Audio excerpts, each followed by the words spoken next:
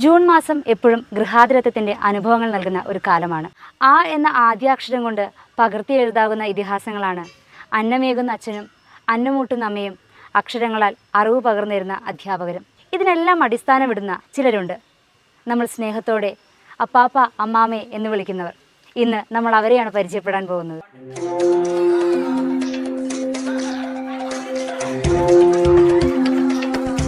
നമ്മുടെ ഈശോയുടെ അപ്പാപ്പനും അമ്മാമയുമായ ജോവാക്കിമിൻ്റെയും അന്നയുടെയും ദിവസമാണ്, ഫീസ്റ്റാണെന്ന്. അപ്പോൾ ഇന്ന് നമ്മൾ ആയിരിക്കുന്നത് നമ്മുടെ ജോർജ് പാപ്പൻ്റെയും സിസിലി അമ്മാമയുടെയും വീട്ടിലാണ്. അവരുടെ വിശേഷങ്ങളിലേക്ക് നമുക്ക് കടക്കാം. സുഖമാണോ? സുഖമാണ്. സന്തോഷമാണോ? സന്തോഷമാണ്. എന്താണ് നിങ്ങളുടെ സന്തോഷത്തിന്റെ കാരണം? എന്താ? എല്ലാവരും സന്തോഷമായിട്ട് ജീവിക്കുന്നുണ്ട്. എത്ര മക്കളുണ്ട്? 5 പേരുണ്ട്. 5 പേരും ഒപ്പമാണോ? കല്യാണം കഴിച്ചു കൊടുത്ത മക്കളുണ്ട്. അവരെപ്പോഴാ വരാറ്? ഇടയ്ക്ക് വരും. പെരുന്നാളിന്റെ സമയത്ത് വരാറുണ്ട്. പിന്നെ ഇടയ്ക്ക് ഓണത്തിന്റെ ഒക്കെ അവസരത്തില് അല്ലെങ്കിൽ ഒഴിവ് കിട്ടുമ്പോ ഞങ്ങളെ കാണാൻ വരും. ആൺകുട്ടികൾ പിന്നെ രണ്ടുപേരും കൂടെ ഉണ്ട്. എല്ലാവരും ഒരുമിച്ച് കൂടുമ്പോ ഭയങ്കര സന്തോഷമാണ്. ഒരാൾ സിസ്റ്റർ ആയിട്ടുണ്ട്. നമുക്ക് വേണ്ടി പ്രാർത്ഥിക്കാൻ, നമുക്ക് വേണ്ടി ഈശോയോട് പറയാൻ വേണ്ടിയിട്ട് ഒരു മകളുണ്ട് ദൈവത്തിന്റെ മുന്നില്.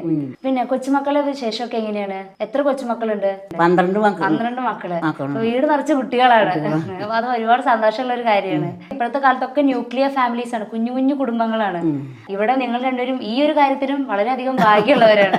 വീട് നിറച്ച് കുട്ടികളാണ്. ഇവരുടെ കുഞ്ഞു കുഞ്ഞു കുസൃതികളും തമാശകളും കുറുമ്പുകളൊക്കെ കാണുമ്പോൾ എന്താ തോന്നാറ്? സന്തോഷം ഉണ്ടാവും. എല്ലാ ദിവസവും കുർബാനയ്ക്ക് ഞാൻ വരുമ്പോ എന്നും ഈ കുടുംബത്തിലെ ഈ വീട്ടിലെ കുട്ടികളെ ഞാൻ അവിടെ കാണാറുണ്ട്. മഴയാണെങ്കിലും വെയിലാണെങ്കിലും എന്നും അവർ പള്ളിയുടെ മുന്നിൽ നിൽക്കുന്നത് കാണുമ്പോൾ ഒരുപാട് സന്തോഷവും കൗതുകമൊക്കെ തോന്നാറുണ്ട്. സാധാരണ ഇന്നത്തെ ഈ ഒരു കാലഘട്ടത്തിൽ കുട്ടികൾ എപ്പോഴും മഴ പെയ്യുമ്പോൾ ഒന്ന് പുതച്ചു മൂടി കിടന്നുറങ്ങാൻ ആഗ്രഹിക്കുന്ന കുട്ടികളാണ് എല്ലാവരും തന്നെ. അങ്ങനെ അതിനെല്ലാം സമ്മതിക്കുന്ന മാതാപിതാക്കളും അപ്പന്മാരും അമ്മമാരും ആണ് വീട്ടിലുള്ളത്. പക്ഷെ ഈ ഒരു കാലഘട്ടത്തിലും കുട്ടികളെ വിശുദ്ധ ബലിയിലേക്ക് ചേർത്തി നിർത്താൻ, അവരെ എന്നും പള്ളിയിലേക്ക് വിടാൻ താങ്ങായിട്ട് നിൽക്കുന്നത്, വലിയൊരു തൂണായിട്ട് നിൽക്കുന്നത് നിങ്ങളുടെ ആ ഒരു ഈശോയുടെ അടുത്ത് നിൽക്കുന്ന മനസ്സ് തന്നെയാണെന്ന് ഞാൻ വിശ്വസിക്കുകയാണ്. ഇങ്ങനെ ഒരു അപ്പാപ്പനും അമ്മാമ്മയും എല്ലാ വീടുകളിലും ഉണ്ടായിരുന്നെങ്കിൽ ഒരു പക്ഷേ നമ്മുടെ ഇന്നത്തെ കാലഘട്ടത്തിലെ കുട്ടികളെല്ലാവരും ഈശോയോടും വിശുദ്ധ ബലിയോടും ചേർന്ന് നിന്നേനെന്ന്. ഞാൻ എന്നും കുർബാനയ്ക്ക് പോകുന്നതിന് കാരണം എൻ്റെ അമ്മാമ്മയാണ്. എൻ്റെ അമ്മാമ്മ എന്നും കുർബാനയ്ക്ക് പോകുന്നുണ്ട്. അമ്മാമ്മ പോണ കണ്ടിട്ടാണ് ഞാൻ പോയി തുടങ്ങിയത്. അപ്പൊ ആ ഒരു കാലഘട്ടത്തിൽ ഇത്രയും മക്കളെ വളർത്തിക്കൊണ്ട് വരിക, തീർച്ചയായിട്ടും ഒരുപാട് പ്രതിസന്ധികളും വിഷമങ്ങളും ദുഃഖങ്ങളും ഒക്കെ കടന്നു വന്നിട്ടുണ്ടായിരിക്കാം. 4 മണിക്ക് കഴിച്ചിട്ട് പേപ്പർ പോകും. മഴയായാലും വേണ്ടില്ല, വെയിലായാലും വേണ്ടില്ല.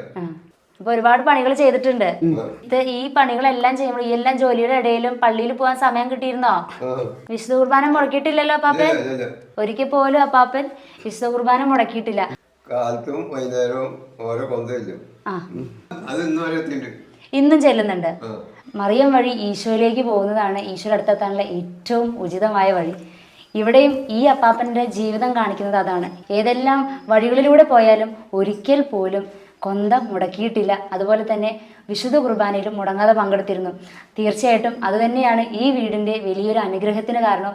ഈ വീട്ടിൽ നിന്ന് ഒരു ദൈവവിളി ഉണ്ടാകാനുള്ള കാരണം ഈ മാതാപിതാക്കളുടെ വലിയൊരു ജീവിത സാക്ഷ്യം തന്നെയായിരിക്കും സിസ്റ്റർ ആക്കാൻ ആളെ പ്രേരിപ്പിച്ചിട്ടുണ്ടായിരിക്കും. അപ്പോൾ സിസ്റ്ററെ കണ്ട് നമുക്ക് സിസ്റ്ററോട് ചോദിച്ചു നോക്കാം. സിസ്റ്റർ യേശുമിശിഹായ്ക്ക് സ്തുതിയായിരിക്കട്ടെ. സിസ്റ്ററുടെ പേര്? Sister Liji George. സിസ്റ്റർ ഏത് കോൺഗ്രിഗേഷനിലാണ്? ഞാൻ ഒരു society of lights of Mary മാഗ്ലറ്റ് എന്ന സന്യാസ സമൂഹത്തിലാണ്. എത്ര വർഷമായി സിസ്റ്റർ? 22 വർഷം. 22 വർഷത്തിനിടയിൽ എന്താ പറയാ, ഈശോയോടുള്ള ആ ഒരു സ്നേഹം ഒരു തരി പോലും കുറഞ്ഞിട്ടില്ല. പ്രത്യേകിച്ച് അപ്പന്റെ പുലർച്ച പേപ്പർ കൊടുക്കാൻ പോകുന്ന വ്യക്തിയാണ്. അപ്പൊ അതിനു മുമ്പ് ഞങ്ങളെല്ലാവരും വിളിച്ചു നടത്തിയിട്ട് ഒരു പ്രാർത്ഥന ചെല്ലാറുണ്ട്, എന്നിട്ടാണ് അപ്പം പോവാറ്. അതാണ് കൂടുതൽ പ്രചോദനം എനിക്ക് കിട്ടിയത്. പിന്നെ പറ്റാവുന്ന ദിവസങ്ങളൊക്കെ ഞാൻ പള്ളിയിലും പോകാറുണ്ട്. ചെറുപ്പത്തിൽ തൊട്ട് അങ്ങനെ പോകാറുണ്ട്. അങ്ങനെ ചെറുപ്പം മുതലുള്ള ദിവ്യബലിയോടുള്ള സ്നേഹം തന്നെയാണ് ഈ ഒരു ജീവിതത്തിലേക്ക് എത്താനുള്ള കാരണം. അപ്പൊ രാവിലെ എഴുന്നേൽക്കുമ്പോൾ എന്നും കൊന്ത എല്ലാവരും ഒരുമിച്ചിരുന്ന് കൊന്ത ചൊല്ലിയിട്ടാണ് മക്കള് എല്ലാവരും കൊന്ത ചെല്ലാറുണ്ട്. അത് കഴിഞ്ഞിട്ടാണ് അപ്പച്ചൻ ജോലിക്ക് പോകാറ്. പിന്നെയും പ്രാർത്ഥനയുണ്ട്. അത് കഴിഞ്ഞ് ഞങ്ങൾ അങ്ങനെ തന്നെ കൊടുക്കും. അതെ, പോവും. ഞങ്ങളുടെ 7 മണിത്തെ പ്രാർത്ഥന, അത് അപ്പൻ്റെ അമ്മയുടെ ഇതുകൊണ്ടാണ് ചെറുപ്പം മുതലേ ഞങ്ങൾ 7 മണിക്ക് കുട്ടികൾ ഞങ്ങൾ 5 പേര് ഒരുമിച്ചിരുന്ന് പ്രാർത്ഥന ചൊല്ലിയിരുന്നു. അപ്പൊ ഒരാള് അത് ചൊല്ലുക, മറ്റുള്ള ഏറ്റ് ചൊല്ലുക, അങ്ങനെയായിരുന്നു ഞങ്ങളുടെ രീതി. അത് ഇന്നും ഞങ്ങളുടെ പേരക്കുട്ടികൾ ചെയ്യുന്നുണ്ട്. 7 മണിക്ക് മണിയടിച്ച പള്ളിയിൽ മണിയടിച്ച് കഴിഞ്ഞാൽ കഴിഞ്ഞാൽ കർത്താനും മാലാകി എല്ലാ നമസ്കാരം ചൊല്ലുന്നു ഇപ്പോഴും ഉണ്ട്. അതിപ്പോൾ ഞാൻ സന്യാസമത്തിൽ വന്നിട്ട് 22 വർഷമായപ്പോൾ ഞാൻ പഠിച്ചത് ബുദ്ധിമാന്നുള്ള പിള്ളേരുടെ ഒരു കോഴ്സാണ് ഞാൻ പഠിച്ചത്. എൻ്റെ കുടുംബത്തിൽ എല്ലാവരുടെ പ്രാർത്ഥനയും സപ്പോർട്ടാണ് എനിക്കതിനെ ഇന്നും മുന്നേ വരാനായിട്ട് എനിക്ക് സാധിക്കും. ഇനി എപ്പോഴും അങ്ങനെ തന്നെയാണ് ഇവരുടെ ആ ഒരു സമൂഹത്തിന്റെ സപ്പോർട്ടും കൂടെയാണ്. അപ്പോൾ നമ്മുടെ ജോർജ് പാപ്പൻ്റെയും സിസിലി അമ്മാമ്മയുടെയും 2 ആൺമക്കള് നമ്മളോട് കൂടെ ഇപ്പോൾ ഇവിടെ ഉണ്ട്. നമുക്കിനി വിശേഷം അവരോട് ചോദിക്കാം. അപ്പൊ എന്തൊക്കെയുണ്ട് വിശേഷം? സുഖം, എല്ലാവരും സുഖം. ഓക്കെ, എങ്ങനെയാണ് ബ്രദേഴ്സ് തമ്മിലുള്ള ഒരു ബോണ്ടിങ് എങ്ങനെയാണെന്ന് എനിക്ക് അറിയാൻ ആഗ്രഹമുണ്ട്. അടുത്താണ് താമസിക്കുന്നത്. ഇവിടെ തൊട്ട് അപ്പുറം തന്നെ ഞങ്ങൾ അങ്ങോട്ടും തൊട്ട ഒരു കോമ്പൗണ്ടിൽ ഞങ്ങൾ എല്ലാ കാര്യങ്ങളും തമ്മിൽ എല്ലാം നമ്മൾ ഷെയർ ചെയ്യുന്ന ആൾക്കാരാണ്. ഓക്കെ, ഞാനൊരു ഡൗട്ട് ചോദിക്കാൻ ആഗ്രഹിക്കുകയാണ്. ഇപ്പോഴത്തെ കാലഘട്ടത്തിൽ എങ്ങനെ ബ്രദർ സിസ്റ്റർ ബോണ്ടിങ് അല്ലെങ്കിൽ ബ്രദർ ബോണ്ടിങ്, സിബ്ലിക്സ് ബോണ്ടിങ്, അതിനൊന്നും വലിയ ഇമ്പോർട്ടൻസ് ഇല്ലാത്തൊരു കാലഘട്ടമാണ് ഇപ്പോൾ. എല്ലാവരും ഒരു പ്രായം എത്തിക്കഴിയുമ്പോൾ നമ്മളിപ്പോൾ വെസ്റ്റേൺ കൾച്ചർ ഇങ്ങോട്ട് എന്താ പറയുക, നമ്മളങ്ങനെ ശീലിച്ചു വരികയാണ്. ഒരു പ്രായത്തിൽ കഴിയുമ്പോൾ അവരവരുടെ വഴികളിലേക്ക് അവർ തന്നെ അങ്ങനെ നീങ്ങണം. അപ്പോൾ പലരും ഈ ഇപ്പോൾ ന്യൂജൻ കുട്ടികളെന്ന് പറയാം, അവർ പലരും ചോദിക്കുന്ന ഇതിനൊക്കെ ഒരു പ്രസക്തി ഉണ്ടോ അല്ലെങ്കിൽ ഇതൊക്കെ ആവശ്യമുണ്ടോ എന്നുള്ളൊരു ചോദ്യം പലരും ചോദിക്കാറുണ്ട്. അതിനെന്താണ് നിങ്ങളുടെ മറുപടി എന്താണെന്നുള്ളത്? ഞങ്ങളുടെ മറുപടി എന്ന് പറഞ്ഞാൽ ഞങ്ങളുടെ അപ്പൻ്റെ ഫാമിലി, അതായത് അപ്പന് 4 പെങ്ങന്മാരും 2 ബ്രദേഴ്സും ഉണ്ട്. അവർ 7 മക്കളാണ്. ഞങ്ങളുടെ കുട്ടിക്കാലത്ത് ഇവിടെ പെരുന്നാൾക്ക് എന്ന് പറയുന്നത് ഒരു സംഭവമാണ്. കാരണം 4 അമ്മായിമാരും പിന്നെ അപ്പൻ്റെ 2 അനിയന്മാരുടെ മക്കളും കൂടിയാകുമ്പോൾ ഞങ്ങൾ ചുരുങ്ങിയത് ഒരു 50-60 പേരുണ്ടാവും വീട്ടിൽ. ശരിക്കും ഞങ്ങളുടെ ജനുവരി 3-ാം തീയതിയാണ് ഇവിടുത്തെ ഇടവക പെരുന്നാൾ. അത് ക്രിസ്മസ് കഴിഞ്ഞാൽ തന്നെ അവർ വരും, വെക്കേഷൻ ആയതുകൊണ്ട്. അപ്പോൾ ഒരാഴ്ച നീണ്ടു നിൽക്കുന്ന ഗംഭീര ആഘോഷമാണ് ഞങ്ങൾ. അത് ഞങ്ങൾ ഇപ്പം ഞങ്ങളുടെ വീട്ടിൽ തുടരുന്നു. ഞങ്ങളുടെ പെരുന്നാൾ, ഈസ്റ്റർ, ക്രിസ്മസ്, ഓണം ഒക്കെ ആകുമ്പോൾ പെങ്ങന്മാർ, ഞങ്ങളുടെ കല്യാണം കഴിച്ച പെങ്ങന്മാർ ഉച്ച കഴിഞ്ഞാൽ അവർ അവിടുത്തെ ഉച്ചയ്ക്ക് ഭക്ഷണം കഴിച്ചിട്ട് ഞങ്ങളുടെ വീട്ടിലേക്ക് വരും. വീട്ടിൽ ഭയങ്കര ലഹളയാണ്. ഞങ്ങൾ 12 പേരക്കുട്ടികളും ഞങ്ങൾ മക്കൾ 5 പേരും. സിസ്റ്റർ പെങ്ങൾ മിക്കവാറും അന്ന് എത്താനാവും. വൈകിട്ടൊക്കെ എത്തിയില്ലെങ്കിൽ ഞങ്ങൾ 5 മക്കളും പിന്നെ 5 മക്കളും അവരുടെ മരുമക്കളും പേരക്കുട്ടികളാകുമ്പോൾ ഞങ്ങൾ തന്നെ 25 പേരുണ്ട്. 25 പേരുടെ ഒരു ആഘോഷമാണ് ഈ ഓണം, ക്രിസ്മസ്, ഈസ്റ്റർ വൈകുന്നേരങ്ങളിൽ. അപ്പോൾ അത് ഞങ്ങളുടെ അപ്പൻ്റെ ഫാമിലി കാണിച്ചിരുന്ന, അല്ലെങ്കിൽ അപ്പം കാണിച്ചിരുന്ന അത് ഞങ്ങൾ കണ്ടിരിക്കുന്നത് മൊത്തം. കുഞ്ഞിലെ നിങ്ങൾ എങ്ങനെയായിരുന്നു? അപ്പച്ചൻ എന്നും രാവിലെ എഴുന്നേറ്റ് കൊന്തയൊക്കെ ചെല്ലിയിട്ടാണ് ജോലിയിലേക്ക് കടന്നിരുന്നത്. അപ്പോൾ അന്ന് ആ ഒരു കാലത്ത് നിങ്ങളുടെ ഒരു അനുഭവം ഒന്ന് പങ്കുവയ്ക്കാൻ പറ്റുമോ? നമ്മുടെ മക്കളെ അതുപോലെ കാലത്ത് എണീക്കാൻ കുറച്ച് ബുദ്ധിമുട്ടുകളൊക്കെ ഉണ്ടാവും വിളിക്കുമ്പോഴാണ്. പക്ഷെ അത് ശീലമാക്കി എടുക്കാൻ വേണ്ടിയിട്ട് കുറേ അധികം നമ്മൾ വിളിച്ചുകൊണ്ടിരിക്കും. അതുപോലെ തന്നെ പ്രാർത്ഥനയ്ക്ക് 7 മണിക്ക് കർത്താവിൻ്റെ മാലയൊക്കെ എത്തിക്കാനുള്ള സംഭവത്തിൽ നമ്മൾ ദൂരം മുടക്കിയിട്ടില്ല. കുട്ടികളായാലും എല്ലാവരും ഈ കുടുംബത്തിൽ പ്രാർത്ഥന 8 മണിയാണെങ്കിൽ 8 മണിക്ക് എല്ലാവരും ഒരുമിച്ചാണ് പ്രാർത്ഥന ചെയ്യുന്നത്. നിങ്ങളുടെ ചെറുപ്പത്തിൽ എങ്ങനെയായിരുന്നു? ഞങ്ങളെ കൊന്ത, അത് 7 മണി മേടിച്ച് കൊന്ത ചെല്ലിക്കോളണം. അത് നമസ്കാരങ്ങളൊക്കെ മൂത്താളെ ചെല്ലി കൊടുക്കും, ഞാൻ ചെല്ലും, ബാക്കി 4 പേരും.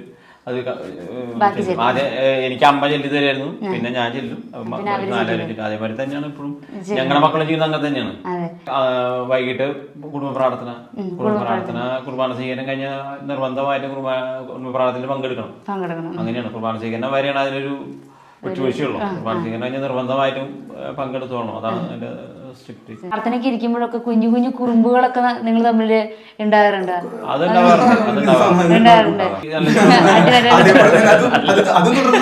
അതും ഞങ്ങളുടെ മക്കൾക്ക് ഞങ്ങൾ കൊടുക്കുന്നുണ്ട്. ആ ഒരു ശിക്ഷണം അപ്പൊ അവിടെ നിന്ന് കിട്ടിയത് കൊണ്ട് ഞങ്ങൾ കൃത്യമായിട്ട് കൊടുക്കാൻ പറ്റും. ഇപ്പൊ 4 വയസ്സായ 5 വയസ്സായുള്ള കൊച്ചുണ്ട്. അപ്പൊ അവന്റെ കുറച്ച് തമാശകള്, പക്ഷെ എന്നാലും അവന് നമ്മള് രഹസ്യങ്ങൾ പഠിച്ച് പ്രാർത്ഥന ചെല്ലാനുള്ള പ്രാപ്തിക്ക് ഇപ്പൊ തന്നെ ചെറുപ്പം നമ്മൾ കൊടുക്കുന്നുണ്ട്. അതിനനുസരിച്ച് പ്രാർത്ഥന ചെല്ലി പഠിച്ചു തുടങ്ങി.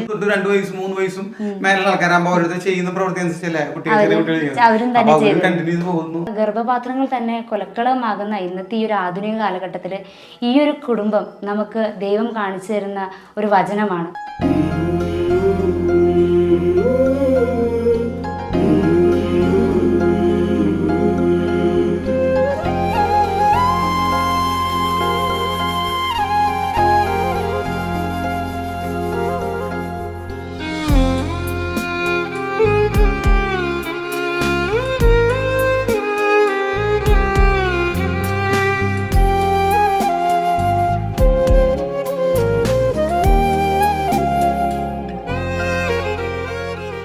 ഈ കുടുംബത്തെ നമ്മളിന്ന് പരിചയപ്പെട്ടില്ലേ?